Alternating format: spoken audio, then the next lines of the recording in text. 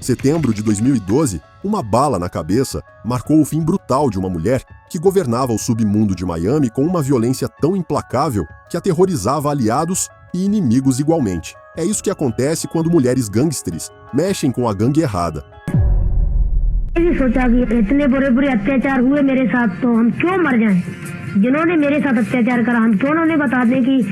अगर किसी के साथ तुम ऐसा करोगे तो तुम्हें भी जवाब। 14 de fevereiro de 1981, o tranquilo vilarejo de Bemai, em Uttar Pradesh, na Índia, se preparava para um casamento quando o caos irrompeu. Bandidos armados invadiram o local, liderados por uma mulher, vestida com um sari vermelho. Seu nome era Phulan Devi, famosa como a rainha dos bandidos. Naquele dia, sua incansável busca por vingança terminou em um massacre que deixou 22 homens mortos. Mas quem era ela e o que a levou até esse ponto? 10 de agosto de 1963, nascida em uma das comunidades mais marginalizadas da Índia, a vida de Phulan foi moldada pela pobreza e pela dificuldade. Mesmo quando criança, destacava-se por seu temperamento explosivo e sua rebeldia, frequentemente entrando em conflito com sua família, especialmente com seu primo, que se tornou o chefe da casa após a morte de seus avós. Sua vida se tornou ainda mais difícil quando, com apenas 11 anos de idade, foi casada com um homem 3 vezes mais velho que ela. Seu marido era abusivo e, depois de suportar sua crueldade, pelo máximo de tempo que conseguiu, Phulan fugiu. Esse ato de rebeldia, raro para mulheres na Índia rural, foi visto como uma desonra para sua família. Assim, sua família decidiu puni-la por sua rebeldia. Seu primo a mandou para a cadeia, onde foi espancada e humilhada, antes de ser forçada a voltar para o marido. Mas Phulan se recusava a desistir tão facilmente. Ela fugiu novamente, mas a essa altura, sua reputação já estava destruída a um ponto irreparável. Na rígida estrutura social de seu vilarejo, ela agora era uma pária, sozinha, envergonhada e sem um lugar para chamar de lar. Assim, aos 16 anos, agora uma fugitiva, a vida de Phulan tomou um rumo ainda mais sombrio. Ela se envolveu com uma gangue de bandidos. Não está claro se ela entrou voluntariamente ou se foi sequestrada, mas foi nesse momento que conheceu Vikram Malla, um homem que mudaria sua vida para sempre. A história deles começou com violência. Vikram matou o líder da gangue, Babu Gujjar, depois que ele tentou atacar Phulan. Vikram então assumiu o controle da gangue, e Phulan se tornou tanto sua parceira no crime quanto na vida. Juntos percorriam vilarejos, atacando famílias ricas e poderosas. Seus ataques redistribuíam riqueza entre os pobres, fazendo com que ganhassem a reputação de um tipo de dupla de Robin Hood entre os marginalizados. Mas para outros, e aos olhos da mídia, eles eram criminosos perigosos. Phulan, em particular, conquistou a admiração do público. Seus feitos ousados e sua desafiadora quebra das normas sociais lhe renderam o título de a Rainha dos Bandidos. Mas a vida entre os bandoleiros estava longe de ser harmoniosa. A gangue se dividiu em fações, com tensões crescentes entre os aliados de Vikram e um grupo liderado por Sri Ram e Lala Ram, 2 irmãos de uma casta social mais poderosa. Essas rivalidades resultaram em violência. No conflito que se seguiu, Vikram foi morto e Phulan foi capturada pelos irmãos. Durante 3 semanas, ela sofreu abusos indescritíveis nas mãos deles. Mas mais uma vez, Phulan se recusou a ser derrotada. Com a ajuda de aliados leais, ela conseguiu escapar e reconstruir sua vida, desta vez como líder de sua própria gangue. Mas desta vez, para Phulan, não se tratava apenas de sobrevivência, era vingança. Então, naquele Dia dos Namorados de 1981, Phulan e sua gangue seguiram para Bemai com um único objetivo em mente: vingar-se de todos que a haviam atormentado. Mas, quando não conseguiram encontrar nenhum deles, Phulan se recusou a sair de mãos vazias. Ela e sua gangue saquearam casas em busca de objetos de valor e, em seguida, alinharam 22 homens às margens do rio Yamuna e os executaram a tiros pelas costas. A notícia do massacre estampou manchetes em todo o país, e Phulan se tornou uma das criminosas mais procuradas da Índia. No entanto, ela e sua gangue conseguiram evitar a captura por 2 anos. Finalmente, em 1983, Phulan se cansou de viver foragida e se entregou às autoridades, mas sob suas próprias condições. Ela garantiu que seus companheiros de gangue seriam tratados de forma justa pelo sistema e que ninguém receberia a pena de morte. Phulan enfrentou mais de 50 acusações, incluindo assassinato e banditismo. No final, cumpriu 11 anos de prisão, apesar de um acordo que previa apenas 8 anos atrás das grades. Em 1994, o governo finalmente cedeu e retirou todas as acusações contra Phulan Devi, marcando o início do próximo capítulo de sua vida, um que ninguém esperava. Após sair da prisão, Phulan entrou para essa política, aliando-se ao partido Samajwadi que defendia os direitos das comunidades marginalizadas como a dela. Certa vez ela declarou: "Quero levar hospitais, escolas, eletricidade e água potável para os pobres das aldeias, acabar com o casamento infantil e melhorar a vida das mulheres." Em 1996, Fulan foi eleita para o parlamento. Seus discursos eram sempre ousados e sem remorso, abordando questões que seus colegas frequentemente evitavam. E apesar de seu passado, era amada pelo povo da Índia, que a via como a voz dos esquecidos. Ela foi reeleita em 1999 e, ao longo dos anos em que esteve na política, permaneceu como uma figura imponente e influente. और तुम्हारे सबके बीच में नहीं आएंगे और ना किसी तरह का शोषण होगा, ना अत्याचार होगा, गांव-गांव में लाइट होगी, नल होंगे, बिजली होगी. Mas seu passado nunca a deixou em paz. Em 25 de julho de 2001, quando Fulan saiu de sua casa em Delhi, 3 homens mascarados a emboscaram, abriram fogo e a mataram no local. O ataque foi planejado por Sher Singh Rana, que alegou estar vingando o massacre de Bemai. Rana foi posteriormente capturado e, em 2014, condenado à prisão perpétua. Fulan não é a única criminosa de nossa lista que se aventurou na política, apenas para ser finalmente alcançada por sua própria reputação infame. 18 de fevereiro de 2011, o Hotel Los Cuernos, na cidade Pedro de Alvarado, na Guatemala, estava movimentado. Lá dentro, Maíra Lemos, candidata à prefeitura, almoçava com sua equipe de campanha. As eleições municipais estavam a poucos meses de distância e Maíra buscava apoio para sua candidatura. Mas do lado de fora, sem que ela soubesse, seus inimigos estavam se aproximando. Sem aviso, 2 caminhonetes pararam em frente ao hotel. Homens mascarados, armados com fuzis de assalto, invadiram o local. O caos se instalou, disparos rasgaram o ar, gritos ecoaram pelo salão e, em questão de segundos, o ambiente animado se transformou em um cenário de horror. 8 pessoas morreram na emboscada, entre elas, Maíra. A poucas quadras dali, sua irmã mais nova, Marisha, ouviu os tiros. Ela entrou em sua caminhonete blindada e acelerou em direção ao hotel. Mas quando chegou, já era tarde demais. Lá dentro, encontrou o corpo sem vida de Maíra, em um dos quartos nos fundos, onde ela havia tentado se esconder. Os atacantes atiraram através da porta, matando-a na hora. O massacre no Hotel Los Cuernos foi aterrorizante, mas, para quem conhecia Maíra, não foi exatamente uma surpresa. Isso porque Maíra Lemos não era apenas uma política. Ela era uma das traficantes de drogas mais temidas da Guatemala. Um morador local disse uma vez: "Ela era famosa por ser uma assassina. A cidade inteira tinha medo dela porque ela matava. Simples assim. Ela decidia quem vivia e quem morria." Maíra comandava seu império com controle absoluto, e as histórias sobre sua brutalidade estavam por toda parte. Alguns chegaram a afirmar que ela matou o próprio marido e jogou o corpo dele em uma área remota. No entanto, seus restos mortais nunca foram encontrados, e nenhuma acusação foi formalizada contra ela. E com a polícia local em suas mãos, Maíra agia sem medo de consequências, expandindo sua influência e silenciando qualquer um que fosse corajoso ou ingênuo o suficiente para desafiá-la. Mas sua morte não foi apenas um acerto de contas, foi parte de uma disputa de poder muito maior. Nos meses que antecederam seu assassinato, a corrida eleitoral se tornou um campo de batalha, não apenas pelo poder político, mas pelo controle do lucrativo tráfico de drogas da região. O principal rival de Maíra, Roberto Marroquim Fuentes, também era uma figura criminosa poderosa. Muitos acreditavam que ele estava por trás do ataque, embora ele tenha negado qualquer envolvimento, afirmando que nem sequer estava perto do hotel no momento do crime.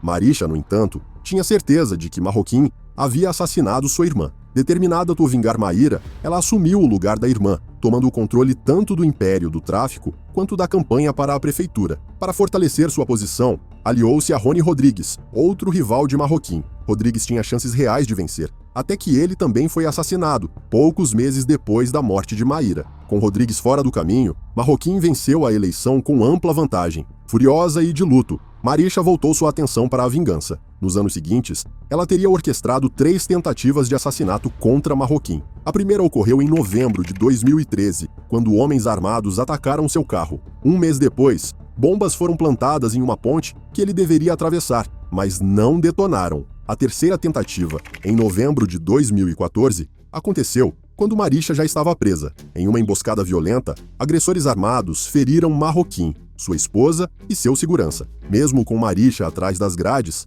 Marroquim tinha certeza de que ela estava por trás do ataque. Quanto a Marisha, ela não estava disposta a permanecer presa. Em 2016, fez sua primeira fuga, escalando um muro com a ajuda de outros detentos. Foi recapturada em poucas horas. mas isso não a impediu. Um ano depois, fugiu novamente, desta vez da prisão militar de segurança máxima, Mariscal Zavala. Vestida com um uniforme de guarda, passou despercebida pela segurança e entrou em um carro que a aguardava. Quando foi recapturada 2 semanas depois, em El Salvador, havia tingido o cabelo de um vermelho intenso, igual ao da irmã Maíra. Suas fugas ousadas lhe renderam o apelido de El Chapo da Guatemala. Cada vez que Marisha escapava, Marroquim vivia com medo. Fontes próximas a ele disseram que ele evitava sair de casa enquanto ela estava foragida, apavorado com a possibilidade de que ela o encontrasse. Ao que tudo indica, Marisha gostava de vê-lo com medo. Ela teria dito: "Eu sei que Marroquim está apavorado comigo porque sou uma mulher que tomou as rédeas, e eu vou me vingar e fazer justiça por toda a família que ele tirou de mim." Hoje, Marisha Lemos cumpre uma pena de 97 anos por assassinato e sequestro. A morte da irmã a colocou em um caminho de sangue e vingança, mas também selou seu destino. E se ela conseguirá escapar da prisão uma terceira vez e finalmente se vingar? Bem, só o tempo dirá. No dia 20 de agosto de 2011, no porão da casa de sua família, na Calábria, sul da Itália, Maria Concetta Cacciola tomou uma decisão fatal, ou talvez tenha sido forçada a tomá-la. Ela ingeriu um ácido altamente corrosivo, uma substância tão potente que queimou seu corpo de dentro para fora. Horas depois, ela estava morta. Mas teria sido realmente suicídio, como sua família alegou, ou algo muito mais sombrio, uma punição por ousar desafiar o domínio implacável da Ndrangheta? Desde o primeiro dia, a vida de Maria foi moldada pela Ndrangheta, uma das organizações mafiosas mais poderosas e temidas da Itália. Para eles, a família era mais do que um laço, era a base central de seu império criminoso. Isso era o que eles chamavam de omertá, uma forma extrema de lealdade e solidariedade. E qualquer um que quebrasse as regras enfrentava uma punição pior que a morte. E sob essas regras, Maria não tinha a menor chance. Muito antes de poder sonhar, toda a sua vida já havia sido planejada para ela. Quando tinha apenas 13 anos, Maria foi obrigada a se casar com alguém que não escolheu e teve seu primeiro filho aos 15. Depois, teve mais 2. Segundo sua família, o papel de Maria se limitava a gerar filhos e manter o legado da família. Mas Maria queria mais. Ela queria ser mais. Desesperada para escapar das garras implacáveis da Ndrangheta, Maria tomou uma decisão perigosa, uma que no dicionário de sua família era punida com a morte. Maria conhecia todos os segredos de sua família, suas operações de tráfico de drogas, extorsão e lavagem de dinheiro, e decidiu procurar os Carabinieri, a polícia militar da Itália, oferecendo cooperação em troca de proteção. Maria foi então colocada no programa de proteção a testemunhas e, pela primeira vez na vida, sentiu-se livre. Em uma carta para sua mãe, escreveu: "Fui casada aos 13 anos. Isso arruinou nossas vidas. É tudo o que eu não queria. Eu queria paz, amor, sentir, ser eu mesma." Por um tempo, Maria tinha toda a vida pela frente. Ela era livre para fazer suas próprias escolhas e decidir o que queria para seu futuro. Mas essa liberdade teve um preço. Ao procurar a polícia, Maria sabia o risco que corria e que precisaria deixar seus filhos para trás. E, infelizmente, sua família sabia exatamente como explorar o amor que ela sentia por eles. Disseram a ela: "Se você não voltar, nunca mais verá seus filhos." A ameaça funcionou. Contra o conselho de seus protetores, Maria retornou à Calábria, na esperança de reencontrar seus filhos. Mas, em vez de uma reunião, caiu diretamente em uma armadilha. Seu pai e seu irmão a levaram diretamente ao escritório de um advogado, onde ela foi forçada a gravar uma declaração retratando tudo o que havia dito às autoridades. Sob coação, Maria afirmou que havia mentido sobre sua família e que tinha agido apenas por raiva. De volta à casa da família, a vida de Maria se transformou em um pesadelo. Ela foi espancada, isolada e tratada como uma prisioneira. Em uma ligação para a polícia, ela disse: "Estou com medo, talvez não diretamente da minha família, do meu pai, tipo, não agora, mas a todo o contexto. As coisas estão se espalhando que eu estive com a lei." Maria planejou outra fuga. Seu contato na polícia marcou uma data para retirá-la da casa, mas no dia da fuga, Maria ligou para adiar o plano, dizendo que sua filha estava com febre. Horas depois, Maria estava morta. Os detalhes da morte de Maria rapidamente levantaram suspeitas. Sua família insistiu que ela tinha tirado a própria vida, mas os investigadores encontraram evidências que sugeriam o contrário. Arranhões em seus pulsos indicavam que ela tinha sido contida, e seus ferimentos eram compatíveis com a ingestão forçada do ácido. Como resultado, os pais e o irmão de Maria foram presos, acusados de assédio familiar, levando ao suicídio. Um crime que, na Itália, pode resultar em uma pena máxima de 20 anos. Mas, mesmo com essas prisões A verdade completa sobre o que aconteceu com Maria continua envolta em mistério. Os 3 filhos de Maria cresceram sem a mãe. Todos os domingos, ainda visitam seu túmulo para deixar flores. Um deles sonha em se tornar psicólogo, talvez movido pelo desejo de compreender a dor e a traição que marcaram a vida de Maria. A história de Maria é, no mínimo, comovente, mas infelizmente não é única. As mulheres dentro da Ndrangheta frequentemente enfrentam uma crueldade inimaginável quando tentam se libertar. A coragem de Maria ao denunciar foi extraordinária, mas também a transformou em um alvo. E, tristemente, essa não é a primeira história que prova até onde a Ndrangheta está disposta a ir para manter o controle, e provavelmente não será a última.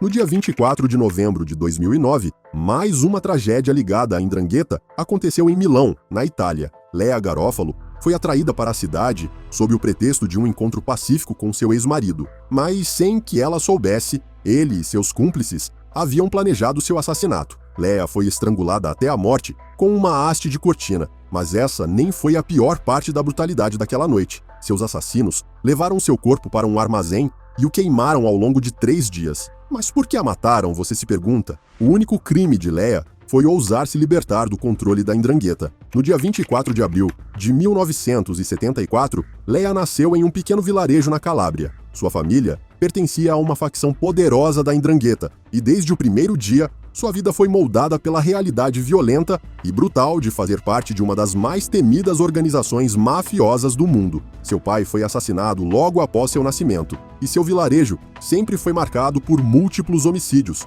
enquanto ela crescia. E como outras mulheres na Ndrangheta, a vida de Lea era completamente controlada pelos homens de sua família. Lea se casou com Carlo Cosco, um homem que ela acreditava que a ajudaria a escapar do domínio da máfia. Mas Carlo não era o salvador que ela esperava. Ele era um pequeno traficante de cocaína que via o casamento com Lea, uma integrante da aristocracia da máfia, como um passo para subir em sua própria carreira criminosa. Conforme o casamento a arrastava cada vez mais fundo para o mundo que desprezava, Lea se tornou cada vez mais deprimida. Mas após o nascimento de sua filha Denise, em 1991, Lea encontrou um novo propósito. Ela não queria que sua filha passasse pela mesma vida que ela. Em 2002, Lea tomou a corajosa decisão de colaborar com as autoridades italianas e testemunhar contra a Ndrangheta, revelando informações cruciais sobre suas operações. Mas quebrar o código de silêncio da máfia, ao omertá, envolvia um risco imenso. Por isso, Lea e Denise foram colocadas sob proteção a testemunhas,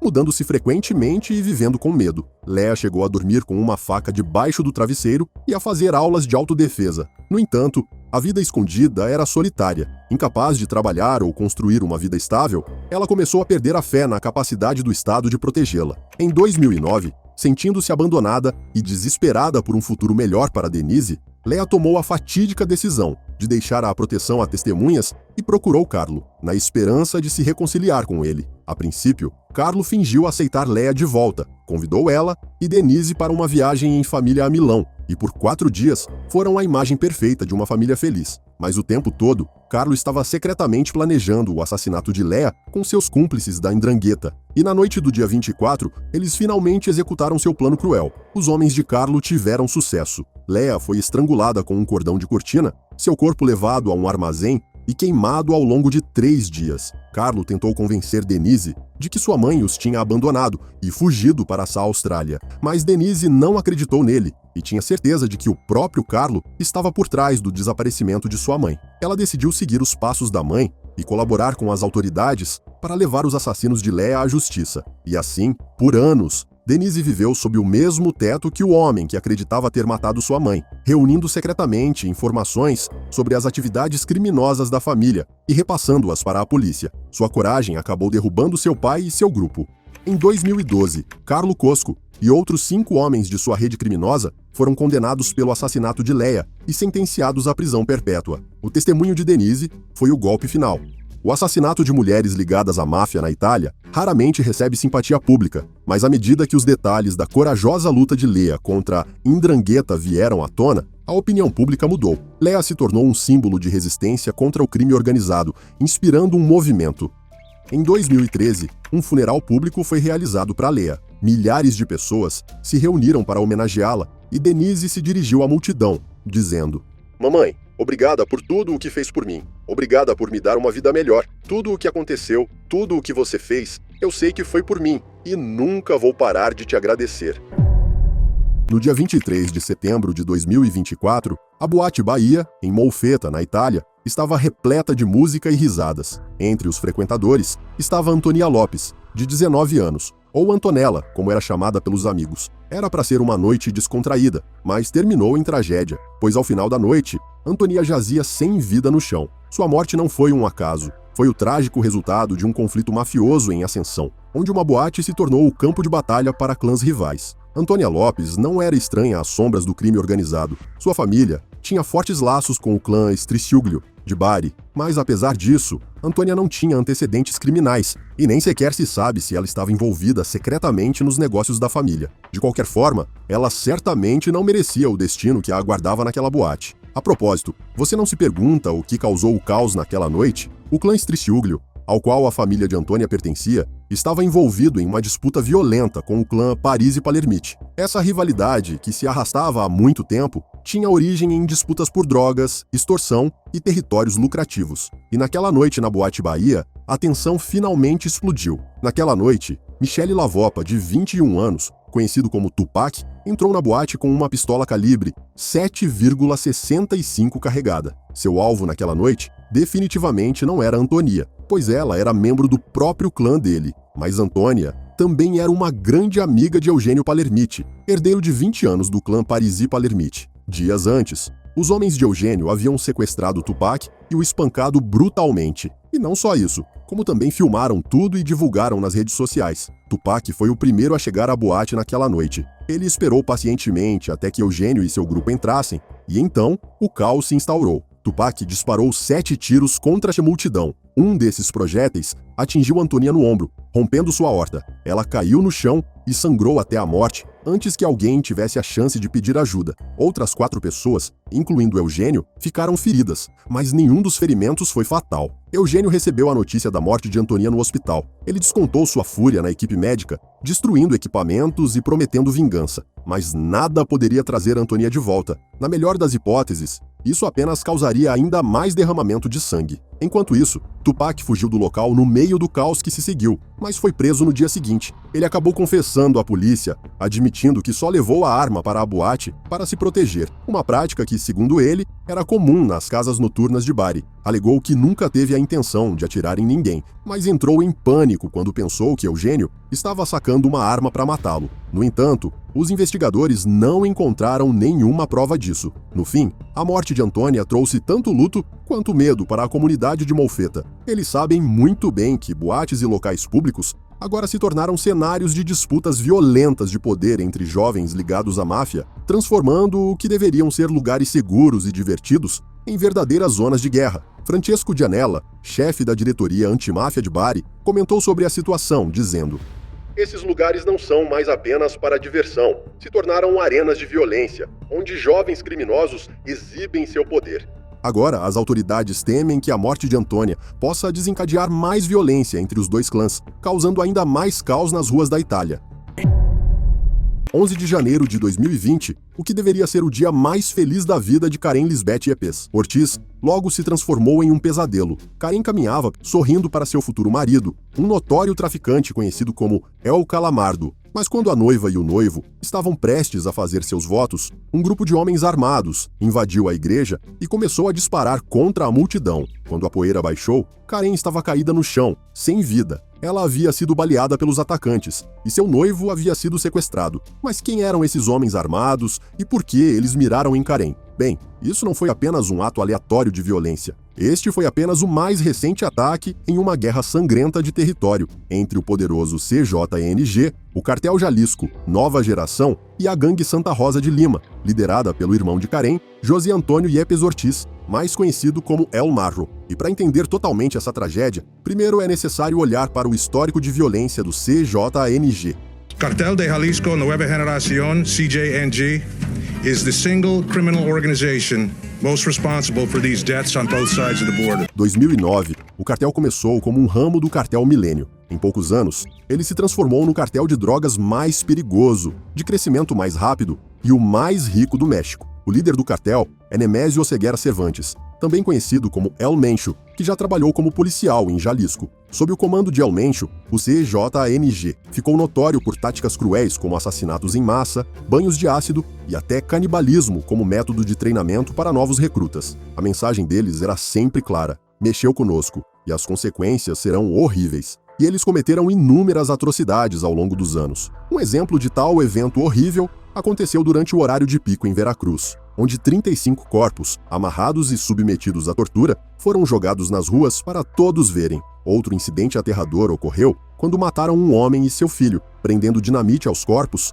e detonando-os. Eles gravaram a cena horrível em seus celulares enquanto riam e zombavam das vítimas. Agora que você sabe o quão implacável é o CJANG, acha que mexer com eles é uma boa ideia? Bem, pessoalmente eu não acho, mas alguém acreditou que poderia desafiá-los. Como dissemos, o irmão de Karen, El Marro, comandava a gangue Santa Rosa de Lima, que fez sua fortuna roubando combustível de oleodutos em Guanajuato. E com o CJNG já operando na região, o conflito era inevitável, mas atingiu seu ápice quando uma narcomanta, uma faixa frequentemente usada pelos cartéis para enviar mensagens, apareceu em Guanajuato, ameaçando o presidente do México de retirar as forças de segurança da região. A faixa foi assinada pela gangue de El Marro. Mas aqui está a questão. Quando El Marro percebeu que provavelmente não era uma boa ideia ameaçar o presidente do país, ele negou toda a responsabilidade, alegando que foi uma armação de seu rival, El Mencho. El Mencho, no entanto, viu isso como um desafio à sua autoridade e ficou mais determinado a destruir a gangue de El Marro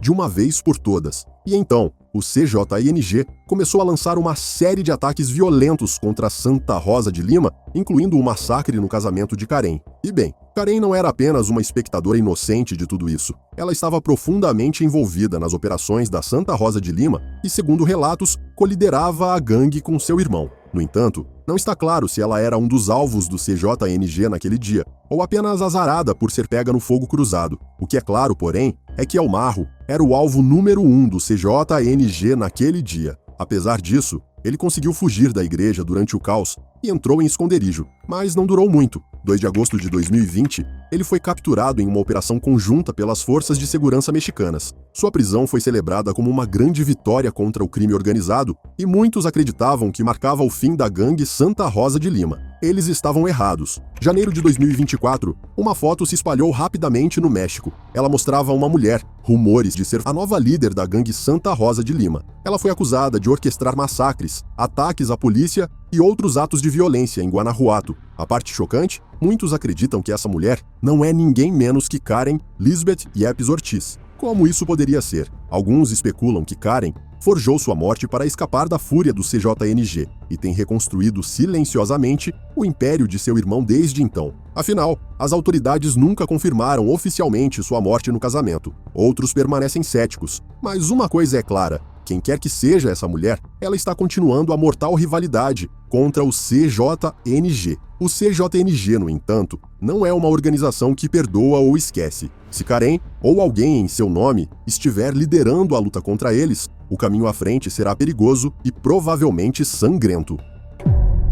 Em 5 de janeiro de 2015, uma foto começou a circular nas redes sociais. Nela, uma jovem sorria docemente, usando um colete à prova de balas e segurando uma arma. Ela parecia inocente à primeira vista, mas sua vestimenta revelava algo mais sombrio sobre ela. Ela era uma assassina de aluguel do Cartel do Golfo. O nome dela era Joselyn Alejandra Nino, conhecida como La Flaca, ou a Magrinha. Em poucas horas, a foto se espalhou rapidamente, expondo a identidade de Joselyn não apenas ao público, mas também aos seus inimigos. E então, o que havia começado como um aviso sutil, rapidamente se transformou em uma sentença de morte. Joselyn recebeu seu apelido não apenas por sua silhueta esbelta, mas como uma referência à Nossa Senhora da Morte Sagrada, uma figura esquelética venerada por muitos no submundo do México. Não era incomum que mulheres como ela fossem recrutadas para o crime organizado. Os cartéis frequentemente usavam essas mulheres por sua aparência e charme, explorando-as ou usando-as para manipular situações. Mas algumas dessas mulheres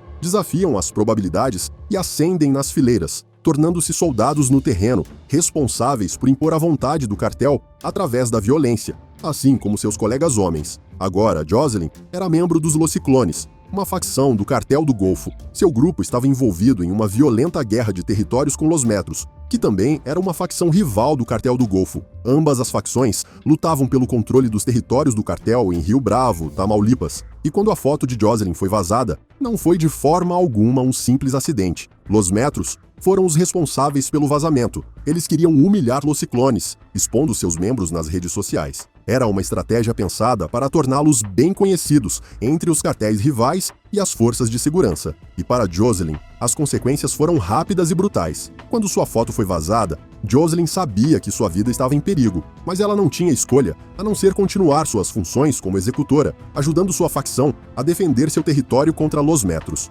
Mas esse perigo finalmente a alcançou em 12 de abril de 2015, quando Los Metros capturaram Jocelyn e outros 2 membros dos Los Ciclones. No dia seguinte, as autoridades descobriram uma cena horrível no estacionamento de um supermercado. Dentro de um cooler de gelo estavam os restos mutilados de Jocelyn, junto com os corpos desmembrados de um homem e de outra mulher. Estava claro que as vítimas haviam sido torturadas por dias antes de morrerem, provavelmente para extrair informações. O corpo de Jocelyn foi identificado apenas por uma tatuagem em seu antebraço, com o nome Nino, seu sobrenome. Mas Los Metros tinham como objetivo fazer mais do que derrotar seus inimigos. Eles queriam fazer deles um exemplo. Imagens do corpo mutilado de Jocelyn começaram a circular no Twitter, compartilhadas por Los Metros. Uma foto a mostrava caída, ferida no chão, ao lado das outras vítimas, pouco antes de serem desmembradas. Uma segunda foto mostrava seu corpo dentro de um cooler. Ao lado dele estava uma mensagem aterrorizante.